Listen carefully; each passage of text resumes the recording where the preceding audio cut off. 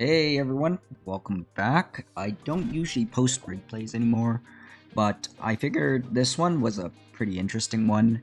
A lot of people have trouble dealing with the TX drop or just TX teams in general.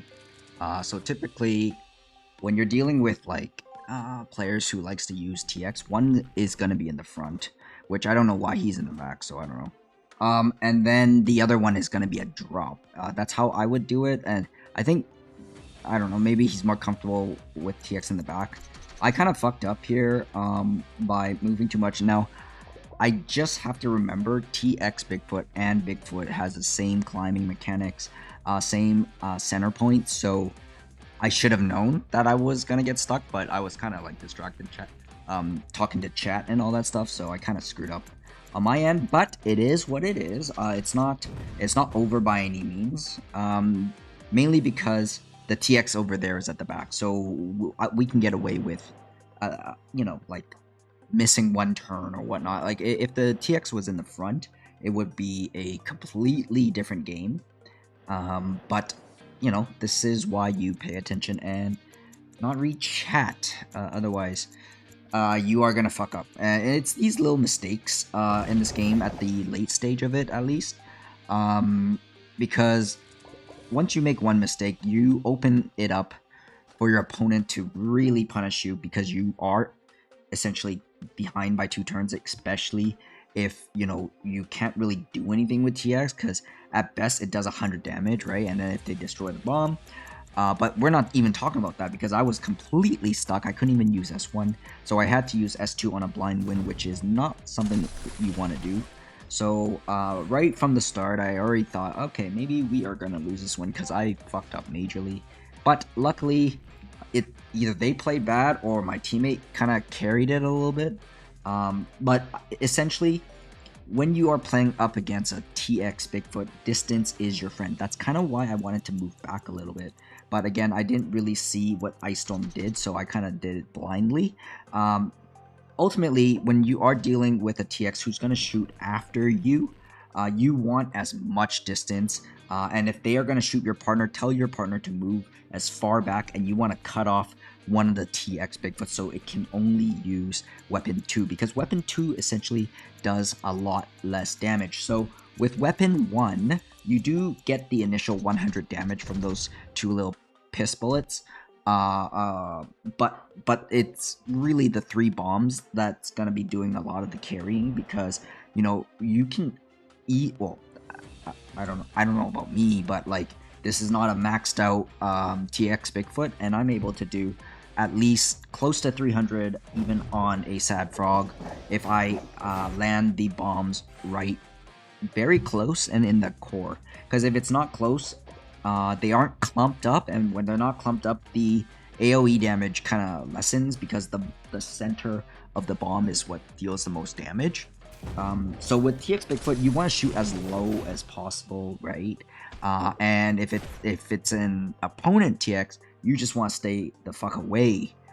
Which is why you're gonna see me shoot very, very low angles, because it forces the other TX to pick whether or not to destroy the bomb or just flat out shoot me. And it's okay if they shoot me because I don't plan on living long. The reason why I moved up is because I actually want to kind of create a little bit of a distraction, because I want my Hycon to live. The Hycon is the ultimate damage dealer in this game, not me. I'm literally just a distraction, and a lot of people, try to focus fire the TX. But in this case, they're not. So it's a little upsetting, because I would much rather have my partner's HK to be at full health without using the heal pack, because HK, after I die, is gonna be very, very close to SS, or maybe even have SS, depending on the outcome of the turns. But obviously, you gotta land your shots in order for you to get SS. But it is okay. It is what it is. Now here comes the other TX Bigfoot. Now, I didn't even realize it was a TX Bigfoot drop until it came down, and I was like, fuck. Right? Because the cat is nowhere near dead. It's got 80% HP. So there's no way I can like come down and burst it down one time. If my partner didn't miss, I would be very, very confident because I still have my S1, S2 dual item. But because because he missed, I knew he wasn't gonna die. But at the very least, I don't know, maybe put some pressure. Now, this is the game plan. You gotta look at your partner's HP and see if it can take the bombs in the face. If you know they can, and they're very close to SS like my partner right here, you want to sacrifice yourself for the greater good. But because I know he's gonna live, and plus the wind, like I think only one bomb hits him, and you will need to know how the wind affects certain bombs at specific distance. But I knew one bomb would be hitting him, and the other two would kind of like fly off the map, kind of thing, especially with this wind. So we will see, and that's kind of why I opted to put pressure on the cat. Now, you know, what I don't want is, you know, them focus firing one dude, or literally what he should be doing, is trying to put the S2 as close as he can to my body. And like I said, 2 of the bombs flew off the map. When you are playing TX and someone lands near you, you don't want to use S1 simply because when you shoot like that, those 3 bombs are so scattered that if in any high wind situation,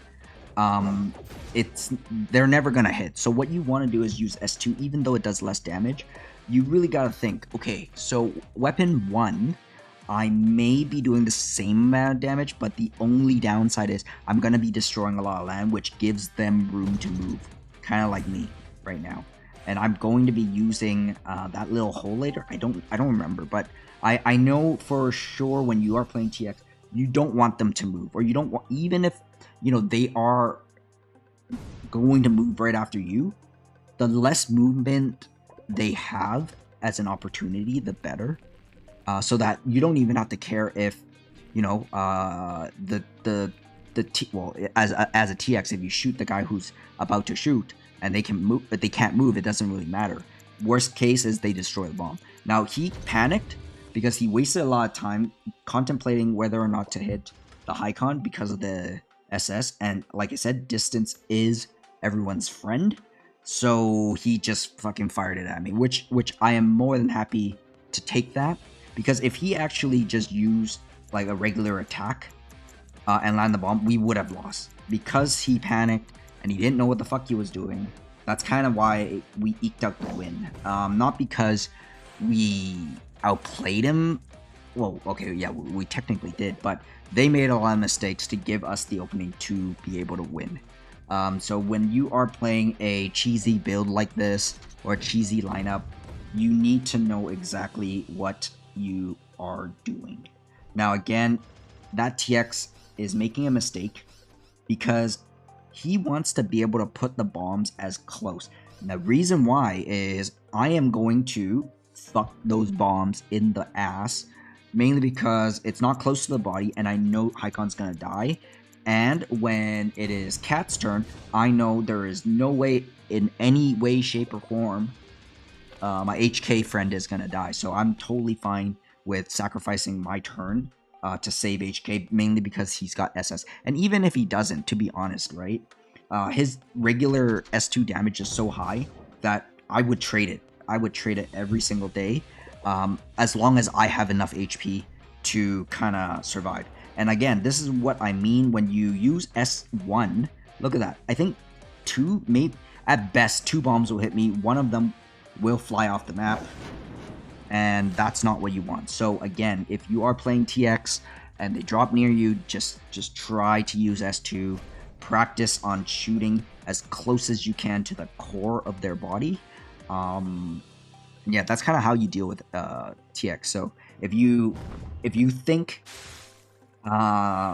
seasonal players don't know what to do, I'm telling you right now, a lot of players in the higher league knows exactly what they need to do to deal with a TX Bigfoot, and let alone 2 TX Bigfoot. And I think this is it.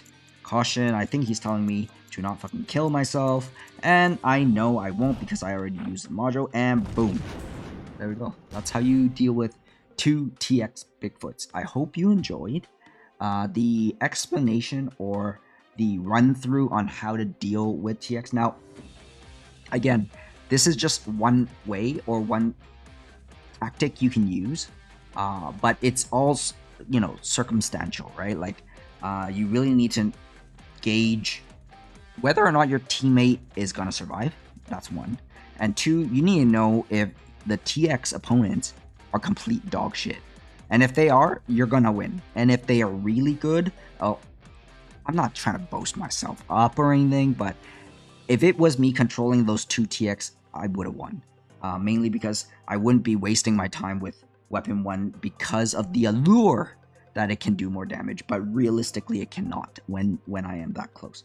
Anyways, hope you guys enjoyed today's explanation. I know I don't post video content enough, but if there are any games out there that I find that it's worth explaining, I will do it. I'm trying to think of video ideas, but yeah, I mean, this game doesn't really offer that many updates, so there's really not much I can talk about other than the usual stuff. So I think I've answered most, but anyways, hope you guys enjoyed the video. I will see you guys the next time I upload into the video, or just jump into my live stream and say hi. Okay, bye.